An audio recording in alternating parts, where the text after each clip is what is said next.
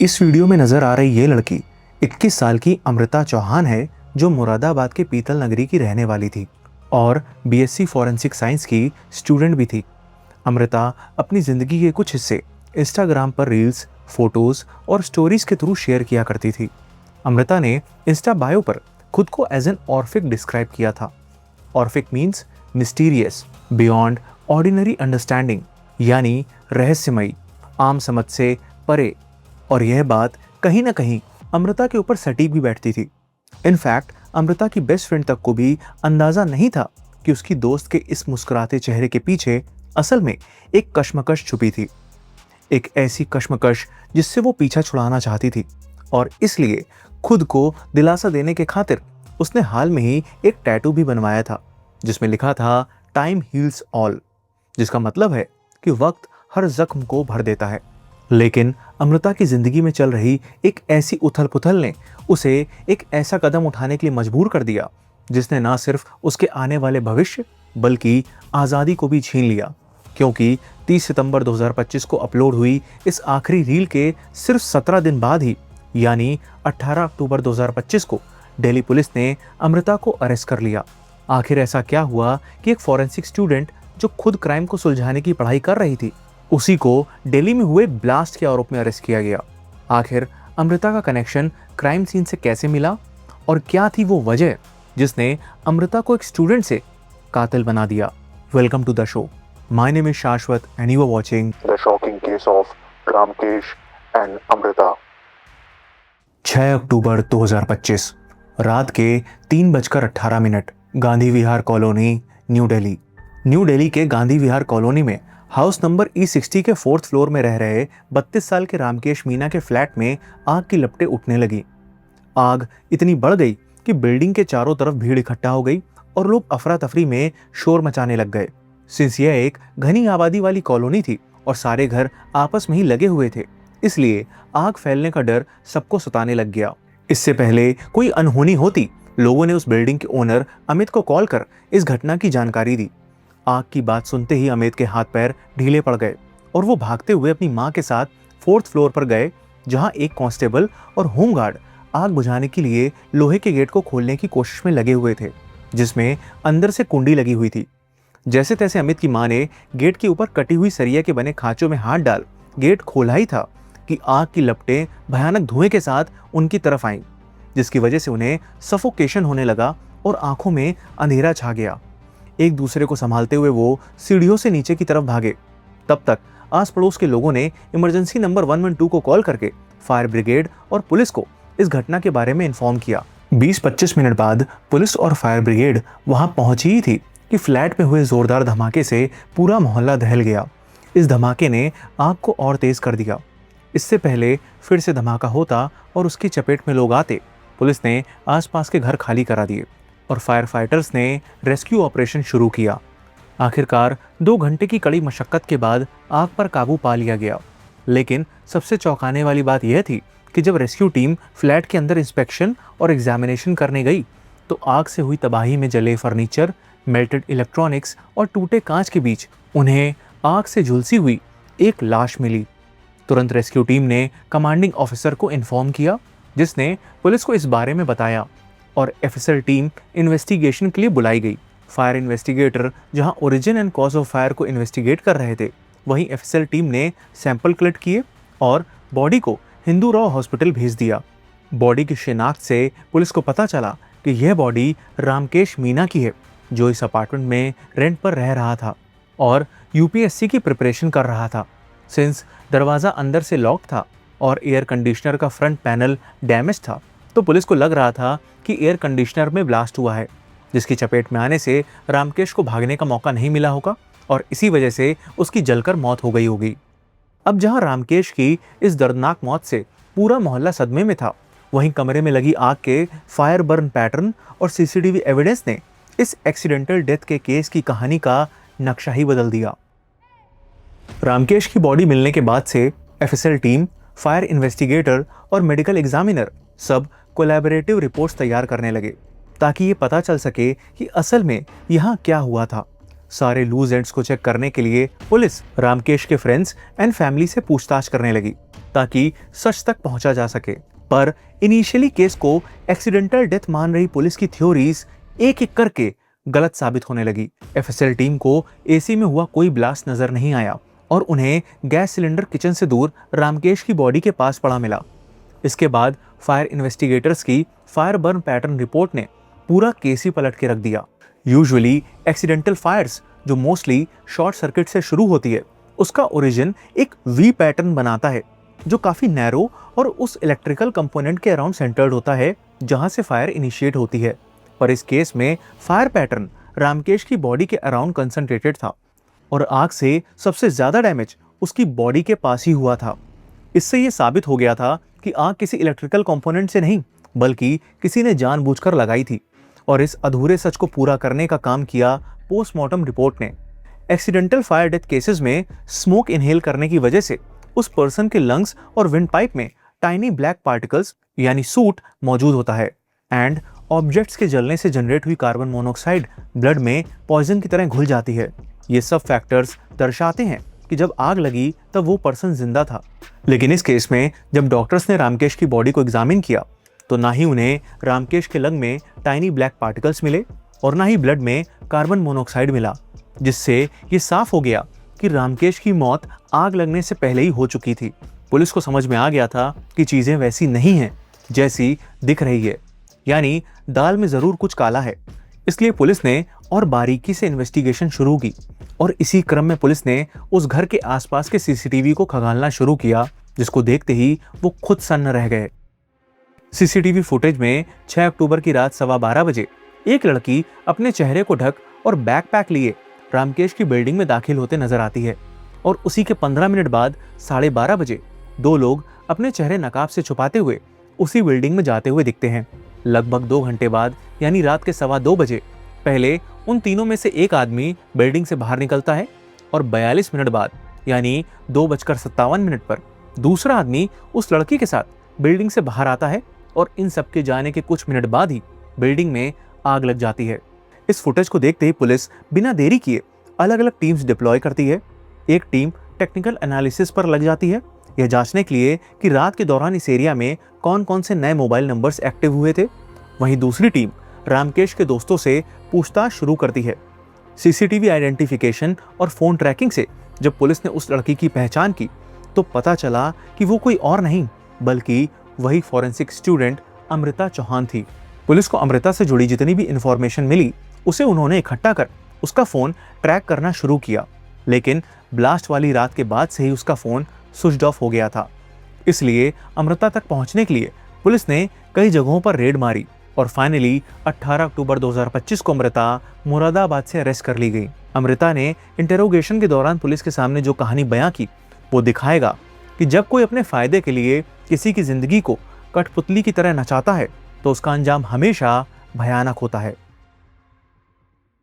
आखिर अमृता का रामकेश मीना की जिंदगी और मौत से क्या कनेक्शन था, ये जानने के लिए चलते हैं इस ब्लास्ट वाली घटना से 5 महीने पहले। मई 2025, गांधी विहार कॉलोनी, न्यू दिल्ली। 32 साल का रामकेश मीना राजस्थान से दिल्ली यूपीएससी की तैयारी करने आया था, जहां वो यूपीएससी की तैयारी के साथ साथ जॉब इंटरव्यूज भी दे रहा था। इन्हीं कंपनीज के इंटरव्यू के दौरान नोएडा सिटी में रामकेश की मुलाकात मुरादाबाद के पीतल नगरी की रहने वाली 21 साल की अमृता चौहान से हुई, जो बीएससी फॉरेंसिक साइंस की स्टूडेंट होने के साथ नौकरी की तलाश में यूपी के मुरादाबाद से नोएडा आई थी। कंपनी के कॉरिडोर में हुई मुलाकात में दोनों ने नंबर एक्सचेंज किए और इनकी पहली मुलाकात समय के साथ अच्छी दोस्ती में बदल गई। अमृता और रामकेश चैटिंग से लंबी बातें किया करते और इन्हीं बातों में उनकी नजदीकियां बढ़ती चली गई, और वो भी थोड़ी नहीं बल्कि इतना कि चैटिंग, कॉफी और डेटिंग के बाद अब अमृता राकेश के फ्लैट में शिफ्ट हो गई और दोनों लिव इन में साथ रहने लग गए। कहने को तो दोनों के बीच एक कपल की तरह सब कुछ नॉर्मल चल रहा था, लेकिन रिलेशनशिप के मात्र 3 महीने के अंदर अमृता का बेहद पेचीदा अतीत उनके सामने आ गया। अमृता अपने परिवार से अलग रहती थी क्योंकि उसकी फैमिली ने उससे सारे संबंध तोड़ दिए थे, और इसके पीछे की वजह थी अमृता का 2024 में शुरू हुआ सुमित कश्यप से लव अफेयर। 27 साल के सुमित कश्यप का मुरादाबाद में गैस डिस्ट्रीब्यूशन का बिजनेस था और शादीशुदा होने के साथ साथ उसका एक बच्चा भी था। सुमित और अमृता के बीच शुरू हुए इस एक्स्ट्रा मैरिटल अफेयर की बात धीरे धीरे सबको पता चल गई थी।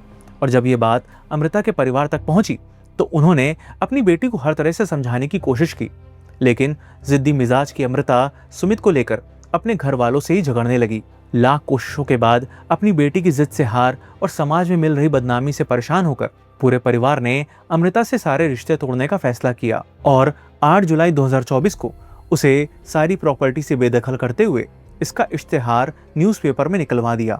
अमृता ना सिर्फ अपने परिवार से बेदखल हुई, बल्कि इसके कुछ वक्त बाद ही सुमित भी उसकी जिंदगी से चला गया। सो टेक्निकली रामकेश के साथ रिलेशनशिप में आने से 1 साल पहले ही अमृता का सुमित से ब्रेकअप हो गया था। अमृता और रामकेश की लव लाइफ में सब कुछ नॉर्मल चल रहा था, लेकिन उनके रिलेशनशिप में नया मोड़ तब आया जब अगस्त 2025 यानी रामकेश की मौत से 2 महीने पहले ही अमृता की मुलाकात बाई चांस अपने एक्स बॉयफ्रेंड सुमित कश्यप से हो गई। सरप्राइजिंगली यह एक दूसरे को नजरअंदाज या फिर कुछ पलों बाद भुला देने वाली मुलाकात नहीं थी।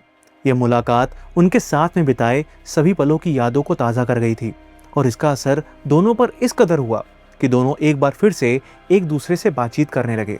और यह मसला बातचीत तक ही नहीं सीमित रहा, बल्कि दोनों के बीच दोबारा वही नज़दीकियां हो गईं जो कभी पहले हुआ करती थी। और यह सब कुछ अमृता रामकेश के पीठ पीछे कर रही थी। अमृता को रामकेश से ज़्यादा सुमित के साथ वक्त बिताना पसंद आने लगा था। अमृता जितनी तेजी से रामकेश की जिंदगी में आई थी, अब उतनी ही जल्दी वो उसकी जिंदगी से निकलने में लग गई। आखिरकार अमृता ने रामकेश को सारी सच्चाई बताते हुए ये साफ कर दिया कि वो अब उससे ब्रेकअप कर रही है और सुमित के साथ दिल्ली के छतरपुर वाले फ्लैट में शिफ्ट हो गई। रामकेश ने अपने बुरे सपने में भी ये नहीं सोचा था कि जिस लड़के के साथ वो एक दिन पहले तक लिव इन रिलेशनशिप में था, वो उसके पीठ पीछे अपने एक्स के ही साथ अफेयर चलाने लगेगी और एक दिन उससे ब्रेकअप कर छोड़कर चली जाएगी। रामकेश के लिए ये एक ऐसा कड़वा सच था जिसने उसे पागल सा कर दिया था।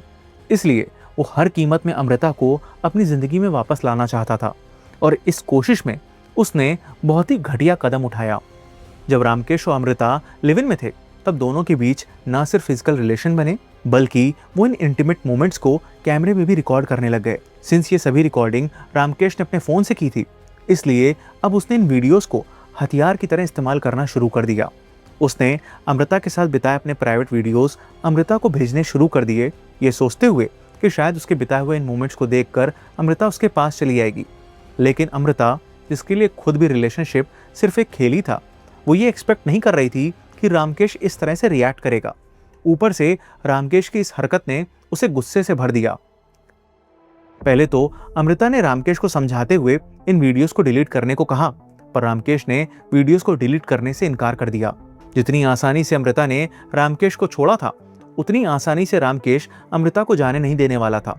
बात अब इतनी बढ़ गई कि रामकेश अमृता को पाने के लिए धमकी देने लगा कि उसके पास ये सारी वीडियोस हार्ड डिस्क में स्टोर्ड हैं और अगर वो उसके साथ नहीं रही तो वो ये सारी वीडियोस को लीक कर देगा। अमृता ने हर तरीके से रामकेश से वो वीडियोस डिलीट करने के लिए कहा, पर रामकेश नहीं माना और लगातार ब्लैकमेल करता रहा। आखिरकार अमृता ने इससे निपटने के लिए एक अलग तरीका अपनाया। उसने रामकेश से दोनों के बीच एक नई शुरुआत का नाटक करना शुरू किया। उसको ये विश्वास दिलाया कि वो उसके साथ फिर से रिलेशनशिप में आना चाहती है। रामकेश ने इसके बदले अपने फ़ोन से वीडियोस डिलीट भी कर दिए, लेकिन हार्ड डिस्क में अभी भी उन वीडियोस का बैकअप मौजूद था। अमृता रामकेश के रूम पर फिर से जाने लगी थी, लेकिन इसके पीछे उसका इरादा रामकेश के रूम से उस हार्ड डिस्क को चुराने का था। रामकेश को अमृता के इस नाटक की बिल्कुल भनक नहीं थी, इसलिए जब जब अमृता उसके रूम में जाती तो वो उसके साथ इंटीमेट होने की कोशिश करता। लेकिन अगर लड़की के दिल में किसी लड़के के लिए कोई फीलिंग्स नहीं है तो फिर उस लड़के का सिर्फ टच करना ही उसे बर्दाश्त नहीं होगा। और ऐसा ही कुछ अमृता के साथ भी था। अमृता की निगाहें तो सिर्फ उस हार्ड डिस्क को खोज रही थी, लेकिन इस कोशिश में उसे ना चाहते हुए भी रामकेश के करीब आना पड़ रहा था। कई दिनों तक चले इस नाटक के बाद भी जब अमृता को हार्ड डिस्क नहीं मिली तो उसके सब्र का बांध टूट गया। ऊपर से इस अनचाही फिजिकल इंटीमेसी ने उसे गुस्से से भर दिया था और इसलिए उसे इसका एक ही इलाज समझ आया, जिसमें उसने सुमित के साथ मिलकर रामकेश को हमेशा के लिए रास्ते से हटाने का फैसला कर लिया। अमृता और सुमित के अलावा इस प्लान में सुमित ने अपने मुरादाबाद के दोस्त 29 साल के संदीप कुमार को शामिल कर लिया। Sandeep Kumar police training centre में सफाई कर्मी था और एसएससी सीजीएल की तैयारी कर रहा था। तीनों ही मुरादाबाद के नागफनी थाना क्षेत्र में रहते थे। सिंस अमृता फॉरेंसिक साइंस की स्टूडेंट थी, इसलिए उसे जो भी थोड़ी बहुत अपनी फॉरेंसिक की नॉलेज थी उसका इस्तेमाल उसने प्लान को फूल प्रूफ बनाने के लिए किया। 6 अक्टूबर 2025, गांधी विहार कॉलोनी, नई दिल्ली। रात के 12:15 बजे अमृता मुंह को दुपट्टे से ढक रामकेश के फ्लैट में दाखिल होती है। रामकेश खुद अमृता के इंतजार में एक्साइटेड था। रूम पर पहुंच अमृता ने रामकेश से फिजिकल रिलेशन बनाने का नाटक करना शुरू किया और एक फैंटेसी के तहत उसने रामकेश के हाथ पैर बांध दिए और मुंह में कपड़ा ठूस दिया। लेकिन जिस फैंटेसी के चक्कर में रामकेश बंधा था वो तो उसकी मौत का एक जाल था, क्योंकि कुछ ही मिनट बाद सुमित और संदीप अपने चेहरे को कपड़े से छुपा बिल्डिंग में आकर रामकेश के फ्लैट में दाखिल होते हैं और रामकेश को मारने पीटने लगते हैं। बुरी तरह से पीटने के बाद उसके मुंह से कपड़ा निकाल उससे हार्ड डिस्क के बारे में पूछते हैं, लेकिन रामकेश के फिर भी मुंह ना खोलने पर वो उसका गला दबाकर उसकी बेरहमी से हत्या कर देते हैं। रामकेश को मौत के घाट उतारने के बाद उसके कमरे के हर कोने, हर सामान की बारीकी से जांच करना शुरू करते हैं और आखिरकार 1.5 घंटे की मेहनत के बाद उन्हें रामकेश की हार्ड डिस्क मिल जाती है, जो उसने बड़े शातिर तरीके से छुपा रखी थी। प्लान के हिसाब से वो लोग फ्लैट में मौजूद घी, तेल और शराब को इकट्ठा कर रामकेश की बॉडी पर छिड़कते हैं। सुमित किचन से गैस सिलेंडर निकालता है और उसे रामकेश के सर के पास रखकर उसका नॉब ऑन कर देता है ताकि रूम में गैस भरने लगे। सिंस सुमित गैस डिस्ट्रीब्यूटर था तो उसे अंदाजा था कि आग लगने के कितनी देर बाद गैस सिलेंडर फटेगा। फिर वो लोग हार्ड डिस्क, लैपटॉप और बाकी सामान को अपने बैग में रखते हैं और सारी चीज़ों को चेक करने के बाद रामकेश की बॉडी में आग लगा रूम से बाहर निकल आते हैं। अमृता उस रूम के मेन डोर में कटे हुए सरिये के एंगल के गैप में हाथ डालकर डोर को अंदर से लॉक करती है ताकि ऐसा लगे कि रूम अंदर से बंद था, और फिर वो लोग वहाँ से रात के 2:57 पर भाग निकलते हैं। उनके जाने के बाद आग धीरे धीरे तेज हो जाती है और लगभग 15 मिनट बाद वहाँ एक जोरदार धमाका होता है। अमृता ने अपनी फॉरेंसिक साइंस की नॉलेज का इस्तेमाल करके ये मेक श्योर किया था कि सब कुछ जलकर खाक हो जाए और सारे सबूत मिट जाएं। उसके साथ ये पूरा इंसिडेंट एक एक्सीडेंट लगे ताकि रामकेश के मर्डर को पूरी तरह कवर किया जा सके। अमृता जानती थी कि अगर ये एक्सीडेंट प्रूव हो गया तो रामकेश की जली हुई बॉडी का पोस्टमार्टम नहीं होगा और उसकी डेथ की असली वजह तक कोई पहुंच नहीं पाएगा। इसलिए वो लोग कॉन्फिडेंट थे कि पुलिस उन तक कभी पहुंच ही नहीं पाएगी। और हुआ भी कुछ ऐसा ही। शुरू में सबको यही लगा कि यह आग एसी में ब्लास्ट होने की वजह से लगी है और रामकेश की एक्सीडेंटल डेथ हुई है। वो बस एक कदम दूर थे अपने प्लान में कामयाब होने से, लेकिन फायर इन्वेस्टिगेटर्स की फायर पैटर्न रिपोर्ट ने पूरे केस को पलट दिया, जिसके बाद ही रामकेश का पोस्टमार्टम हुआ और सीसीटीवी और मोबाइल डाटा की जांच ने पुलिस को तीनों कातिलों तक पहुंचा दिया। अमृता के कन्फेशन के बाद पुलिस ने रेड्स मारकर 21 अक्टूबर को सुमित और 23 अक्टूबर के दिन संदीप को अरेस्ट कर लिया। पुलिस ने उन सब के पास से एविडेंस में hard disk, trolley bag, 2 mobile phone और रामकेश की शर्ट कलेक्ट कर ली।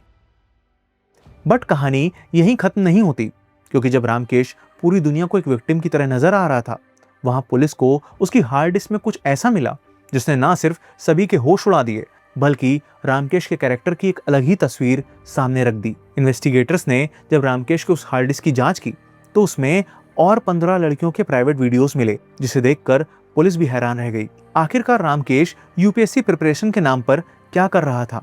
सिंस पुलिस को इन प्राइवेट वीडियोस के रिगार्डिंग और लड़कियों से कोई कंप्लेन नहीं मिली थी, इसलिए पुलिस ने इन वीडियोस के बारे में कोई कमेंट नहीं किया। पर इस केस ने लोगों के मन में कई सवाल खड़े कर दिए हैं कि आखिर कौन गलत है और कौन सही। क्या रामकेश के साथ गलत हुआ या फिर यह एक्ट ऑफ कर्मा था? इसके साथ ही इस केस ने आज के लोगों की मानसिकता पर सवाल खड़े किए हैं। अगर इस केस को सेंसिबली समझा जाए और दोनों साइड का अनबायस्ड एनालिसिस किया जाए तो रामकेश और अमृता दोनों ही अपनी अपनी जगह दोषी हैं। अमृता एक सेल्फ सेंटर्ड लड़की थी जो लोगों को एज एन इमोशनल रिसोर्स इस्तेमाल करती थी और उसके लिए रिलेशनशिप सिर्फ अपनी सेल्फ वर्थ को वैलिडेट करना था। इसलिए वो रिलेशनशिप हॉपिंग करती थी, यानी बार बार पार्टनर स्विच करना, ताकि वो नए रिलेशनशिप के हनीमून फेज से एक्साइटमेंट और अटेंशन को पा सके एंड उसकी सेल्फ वर्थ बढ़ सके। पर जब टाइम के साथ ये फेज ढलता तो वो नए रिलेशनशिप की तरफ भागती थी। इसलिए सुमित से अलग होने के बाद जब वो अकेले हो गई तो उसने उस खालीपन को भरने के लिए रामकेश को एज एन इमोशनल एंकर की तरह यूज किया और इस नए रिलेशनशिप में मिले थ्रिल को बढ़ाने के लिए वो रामकेश के साथ प्राइवेट वीडियोस रिकॉर्ड करने के लिए राजी हो गई। पर जब कुछ महीने में हनीमून फेज ढलने लगा तो वो वापस सुमित के पास चली गई ताकि अपनी इस झूठी सेल्फ वर्थ को बढ़ा सके। अमृता का नेचर एक ऐसे इंसान का है जिसके लिए अपनी ज़रूरतें और ईगो सबसे ऊपर है। उसका रामकेश का मर्डर करना प्योरली ट्रांजैक्शनल था। रामकेश उसकी इज्जत और आज़ादी में एक प्रॉब्लम बन गया था, इसलिए अपनी फ्रेजाइल फाउंडेशन को बचाने के लिए उसने इस समस्या को जड़ से मिटाने का फैसला कर लिया। देखने में तो रामकेश के साथ गलत हुआ, पर रामकेश भी कोई मासूम नहीं था। अमृता के साथ रिलेशनशिप में आकर भी 15 लड़कियों की प्राइवेट वीडियोस को अपने पास रखना साफ दिखाता है कि उसके लिए लड़कियां सिर्फ एक ऑब्जेक्ट की तरह ही थी, जिनकी वीडियोस रिकॉर्ड करके वो ट्रॉफी की तरह रखता था, जिसे वो जब चाहे अपने फायदे में इस्तेमाल कर सकता था। भले ही अमृता बहुत सेल्फिश थी, पर रामकेश भी कम खुदगर्ज नहीं था और उसका नेचर एक्सप्लॉइट करने का था। अमृता से मिला रिजेक्शन उसकी ईगो को चोट दे गया था, इसलिए वो अब किसी भी तरह अमृता को वापस पाना चाहता था, जबकि उसे अमृता की इज्जत, करियर और इमोशन की परवाह नहीं थी। रामकेश ब्रेकअप का मासूम शिकार नहीं था, वो एक एक्टिव मैनिपुलेटिव प्रेडेटर था जो अपने फायदे के लिए अमृता की जिंदगी बर्बाद करने को तैयार हो गया था। असल में रामकेश और अमृता दोनों अपनी अपनी ख्वाहिशों और कमियों के शिकार थे। रामकेश को एक्चुअली प्यार नहीं बल्कि एक सेक्सुअल ऑब्सेशन था, जिसके लिए वो कई लड़कियों से संबंध बनाता और जब उसके डिजायर्स की पूर्ति नहीं हो पाती तो वो घटियापन पर उतर आता।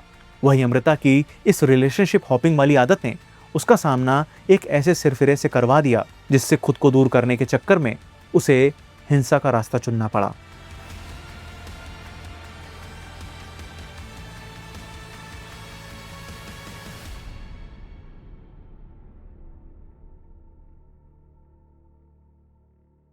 अगर आप क्राइम केसेस ऑडियो फॉर्म में सुनना पसंद करते हैं तो आप स्पॉटिफाई पर हमारे पॉडकास्ट को सुन सकते हैं, जिसका लिंक डिस्क्रिप्शन में दिया हुआ है। और ढेर सारा प्यार और सपोर्ट देने के लिए दिल से थैंक यू। और प्लीज़ रॉन को सब्सक्राइब कर हमें सपोर्ट करें।